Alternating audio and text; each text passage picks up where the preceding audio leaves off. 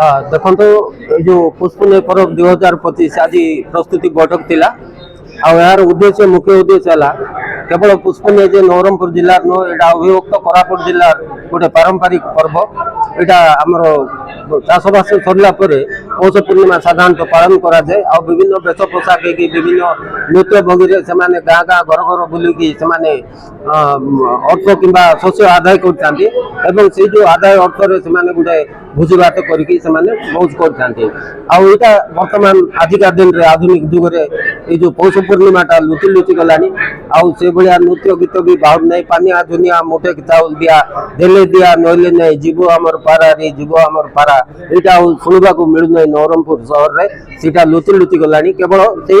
पुराना संस्कृति पुराना परंपरा को पुनरुद्धार जीवित करने ये जो पर्व आमर जो पुष्पने पर्व 2025 मुख्य उद्देश्य माँ भंडारगरणी प्रभु जगन्नाथ आशीर्वाद नहीं सहर मान्यगण्य व्यक्ति समाजसेवी बुद्धिजीवी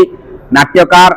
एवं किसी राजनैतिक दलर प्रमुख व्यक्तिविशेष समस्त को नहीं आज जो प्रस्तुति बैठक में पारी जे आसंता 13, 14, 15 तीन दिन धरी नवरंगपुर रे हजार वर्षर आदिवासी संस्कृति पुष्पने पर्व पालित हेबो एवं पुष्पने पर्व 2025 सफल रूपायन विभिन्न कमिटी तैयारी होईची एवं प्रथम दिन रे 13 तारिख दिन गोटे विराट आदिवासी संस्कृति पुष्पने नाटकर वेशभूषा परंपरार एक प्रोसेसन पर 13, 14, 15 तीन दिन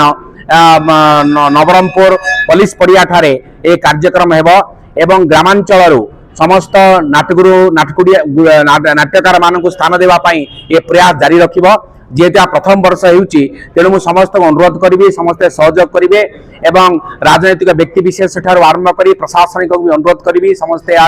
सहयोग करेंगे एवं तत्संगे संगे या जीवित रखापी गोटे परमानेंट कमिटी परवर्ती समय तैयारी हम आज समस्ते जगदे या रूपरेख तैयारी कर